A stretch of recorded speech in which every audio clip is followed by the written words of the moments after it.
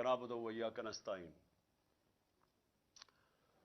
मेरे पाकिस्तानियों और मेरे जो कारकुन हैं तहरीक इंसाफ के, मैं ख़ास तौर पे आज आपको मुबारक देता हूं। किस चीज़ की मुबारक? कि जब से हमारी हुकूमत हटाई गई एक साजिश के तहत, में जब तक साफ और शफाफ इलेक्शन नहीं होंगे, हमारा मुल्क एक दलदल में फंसता जाएगा। उससे पहले भी जब साजिश हो रही थी हमारी गवर्नमेंट गिराने की, तो उस वक्त जो आर्मी चीफ थे उसको मैंने समझाया कि जब भी आपने सियासी इस्तेकाम खत्म किया, एक गवर्नमेंट गिरा के, जब पॉलिटिकल इंस्टेबिलिटी, जैसी गवर्नमेंट गिरेगी पॉलिटिकल स्टेबिलिटी आएगी, मैं तब कहा कि आप कोई भी, और खास तौर पे ये लोग जिनको मैं 30 साल से जानता हूं, माशियत को नहीं संभाल सकेंगे। और शौकत तरीन को भी भेजा, समझाने की कोशिश की कि किधर पाकिस्तान खड़ा है, दुनिया का क्या माहौल है। यूक्रेन की जंग शुरू हो चुकी थी, कमोडिटी सुपर साइकिल, कीमतें ऊपर चली गई थी दुनिया में। तो जो हमारे लिए मुश्किलात थी, वो मुश्किलात बढ़नी थी जैसे ही एक हुकूमत को हटाते और सियासी इस्तेकाम खत्म होता। तो मैंने अपनी पूरी कोशिश की, अपनी गवर्नमेंट भी मैंने डिसॉल्व कर दी। लोगों को ये याद नहीं कि अप्रैल के पहले हफ्ते में मैंने अपनी गवर्नमेंट डिसॉल्व कर दी थी। मैंने कहा इलेक्शंस करवाओ। सुप्रीम कोर्ट में चले गए, हमें शिकस्त हो गई, हमने कबूल कर ली। हम इनकी तरह रोते नहीं हैं। जब सुप्रीम कोर्ट का फैसला हुआ हमने कबूल कर लिया, हमारी गवर्नमेंट चली गई।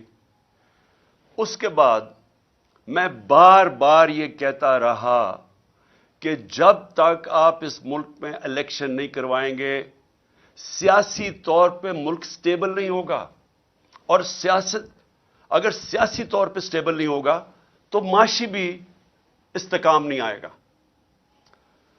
और जैसे जैसे हमारी माशियत नीचे जाती रही, मैं बार बार तोते की तरह यह कहता रहा कि ये इलेक्शंस करवाओ।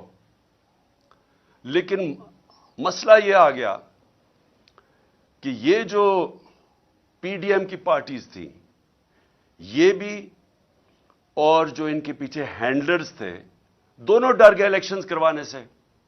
और वो इलेक्शंस इसलिए नहीं करवा रहे थे कि जैसे जैसे अवाम खड़ी होती गई तहरीक इंसाफ के साथ, उस गवर्नमेंट के साथ, यानी कभी भी पाकिस्तान की तारीख में एक गवर्नमेंट गिराई गई हो, कभी अवाम उसके लिए नहीं निकली।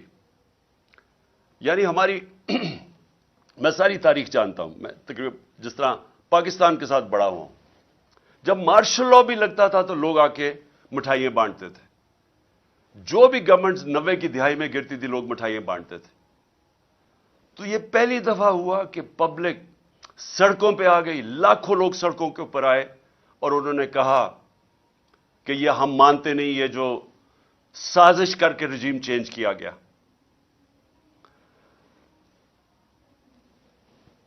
बदकिस्मती से बजाय मेरी बात सुनने के लिए, क्योंकि मैं तो वो कह रहा था जो पाकिस्तान की बेहतरी थी, बजाय मेरी बात सुनने के हमारे कारकुनों के ऊपर जो सख्ती की गई। मैं जनरल मुशर्रफ के मार्शल लॉ के अंदर ऑपोजिशन में था। मुझे जनरल मुशर्रफ के मार्शल लॉ में मैं जेल में गया। मैं आज आप सबके सामने कहता हूं कि कभी मैंने इस मुल्क की तारीख में इस तरह की सख्ती नहीं देखी जो उन्होंने हमारे पे की। कारकुनों को जेलों में डाला। 25 मई को मैं बार बार कहता हूं, जो जुल्म किया इन्होंने, लोगों के घर 3-3 बजे लोगों के घरों में घुस के, ना चादर ना चार दीवारी, लोगों को उठा के ले गए। कभी ऐसे नहीं हुआ पाकिस्तान में।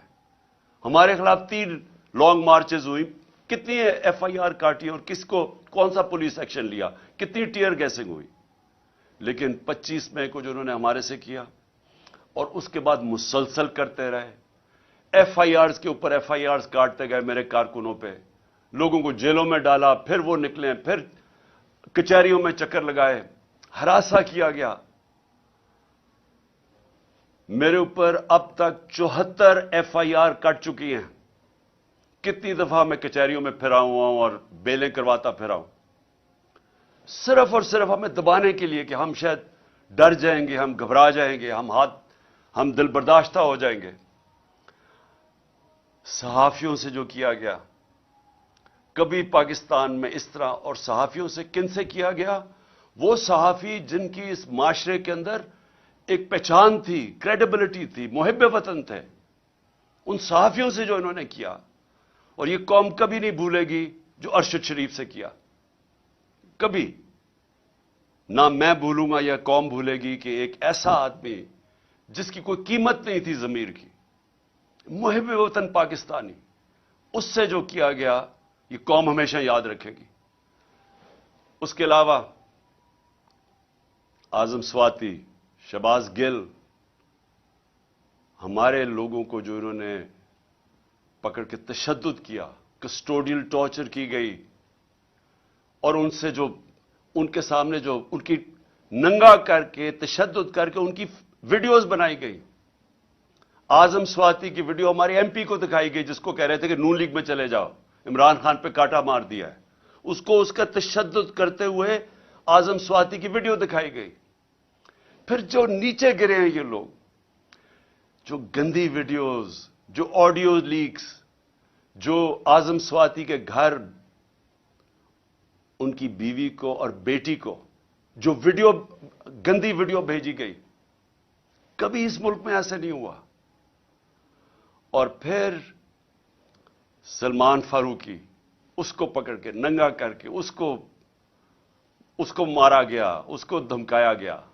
سوشل میڈیا کے بچوں سے چونکہ 17-18 سال کے بچوں کو پکڑ کے انہوں نے اٹھا کے لے گیا، ان کو مار دھاڑ کے ڈرا دھمکا کے گھر واپس بھیجا گیا. ایسے کبھی نہیں ہوا پاکستان میں. تو کوشش یہ کی گئی کہ ظلم اور خوف پھیلا کے، تو یہ جو ایک تحریک انصاف کے ساتھ قوم جڑ گئی تھی، کسی طرح تحریک انصاف کو ختم کیا جائے. تو میں اس لیے بھی آج اپنے کارکنوں کو خاص طور پہ مبارک دے رہا ہوں کہ جس طرح میرے لوگ کھڑے ہوئے، ہر چیز برداشت کی. یہ جو ہم نے جیل بھرو تحریک شروع کی، وہ جب انہوں نے شروع میں لوگوں کو جیل میں جو ہمارے لوگوں نے گرفتاریاں دیں، ہمارے لیڈرز نے دی، ان کو بھی میں خراج تحسین پیش کرتا. انہوں نے سب سے پہلے آگے، سب سے پہلے وہ ہوئے. تو تحریک بڑھتی جا رہی تھی.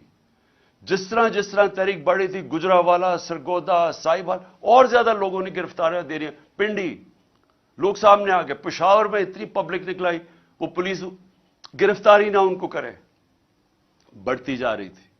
اس سے کیا چیز ثابت ہوئی کہ یہ جو 11 مہینے میں ظلم کیا اور پھر ہمارے جو لوگوں کو جیلوں میں ڈالا، یہ جو جیل بھرو تحریک میں، ان کے اوپر خاص ظلم کیا گیا، ان کو مجرموں کی طرح رکھا گیا. جو میں ابھی کہانیاں سن رہا ہوں اپنے لوگوں سے، اپنے لیڈر سے، اپنے کارکنوں سے، خاص طور پہ ان کو، یعنی جس طرح کوئی فیصلہ کر کے کہ جناب یہ ہمارے کوئی دشمن ہے، وہ کیا گیا ان سے.